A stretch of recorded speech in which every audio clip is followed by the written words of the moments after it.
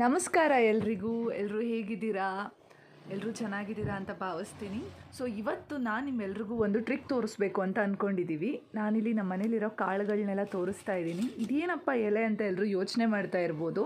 ಇದು ನಮ್ಮ ಎಲ್ರಿಗೂ ಪಲಾವ್ಗೆ, ಬಿರಿಯಾನಿಗೆ ಎಲ್ಲ ಹಾಕಿ ಗೊತ್ತಿರುತ್ತೆ. ಇದನ್ನು ಯಾಕೆ ಕಾಳೊಳಗೆ ಹಾಕ್ತಾಯಿದ್ದೀನಿ ಅಂತ ಯೋಚನೆ ಮಾಡ್ತಿದ್ರೆ, ಇದು one of the best trick. ನಿಮ್ಗೆ ಯಾರೂ ಹೇಳಿರಲ್ಲ ಮುಂಚೆ. ಕಾಳುಗಳಲ್ಲಿ ಯಾವಾಗಲೂ ಹುಳ ಬರ್ತಿರುತ್ತೆ ಅಂತ ತುಂಬ ಬೇಜಾರು ಮಾಡ್ಕೊತಿರ್ತೀವಿ. ಸ್ವಲ್ಪ ತರಬೇಕು, ಜಾಸ್ತಿ ತಂದಾಗೆಲ್ಲ ಹಾಳಾಗುತ್ತೆ, ಹುಳ ಬರುತ್ತೆ, ಕುಟ್ಟೆ ಹೊಡೆಯುತ್ತೆ ಅಂತ. ಸೊ ಈ ಎಲೆಗಳನ್ನು ನಾವು ಈ ಕಾಳು ಡಬ್ಬಿ ಒಳಗಡೆ ಇಟ್ಟರೆ ಎಷ್ಟು ವರ್ಷ ಬೇಕಾದ್ರೂ ಪ್ರಿಸರ್ವ್ ಆಗುತ್ತೆ. ಬೇಕಾದರೆ ನೀವಾಗೆ ಟ್ರೈ ಮಾಡಿ ನೋಡಿ. ನಾನು ಈ ಟ್ರಿಕ್ನ ತುಂಬ ವರ್ಷಗಳಿಂದ ಫಾಲೋ ಮಾಡ್ತಾ ಇದ್ದೀನಿ. ನಮ್ಮ ಮನೇಲಿ ನಾನು ಎಷ್ಟೇ kg ಕಾಳಿಟ್ಟರೂ ಕೂಡ ಅದು ಹಾಳಾಗೋದಿಲ್ಲ, ಹುಳ ಬರೋದಿಲ್ಲ. ಹೇಗಿಟ್ಟಿದ್ದೆ ಹಾಗೆ ಇರುತ್ತೆ, ಫ್ರೆಶ್ ಆಗಿರುತ್ತೆ. ಸೊ ನೀವು ಈ ಟ್ರಿಕ್ನ ಮರೀದೆ ಫಾಲೋ ಮಾಡಿ. ಆಮೇಲೆ ಎಲೆ ಬೇರೆ ಯಾವುದ್ಯಾವುದೋ ಕನ್ಫ್ಯೂಸ್ ಮಾಡ್ಕೋಬೇಡಿ. ದಾಲ್ಚಿನ್ನಿ ಎಲೆ ಅಂತ ಇದು ಪ್ರಾಪರ್ ಒರಿಜಿನಲ್ ಹೆಸರು.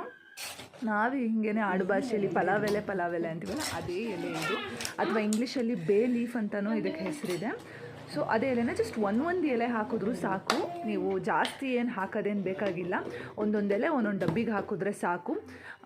ಯಾವ ಸೈಜ್ ಆದರೂ ಆಗಿರ್ಬೋದು. ನಾರ್ಮಲಾಗಿ ಅಂಗಡಿಗೆ ಸಿಗುತ್ತೆ, 20 ರೂಪಾಯಿ ಒಂದು ಪ್ಯಾಕೆಟ್ ಏನೋ ಅಷ್ಟೇ. ಸೊ ಹಾಕ್ಕೊಂಡು ಹೇಗಿದೆ ಅಂತ ಕಮೆಂಟಲ್ಲಿ ತಿಳಿಸಿ. ನಿಮಗೂ ಈ ಟ್ರಿಕ್ ವರ್ಕ್ ಆಯಿತಾ ಅಂತ. ಸೊ ಹೊಸದಾಗಿ ನಮ್ಮದು ಇದು ಯೂಟ್ಯೂಬ್ ಚಾನಲ್ ಸ್ಟಾರ್ಟ್ ಮಾಡಿರೋದು.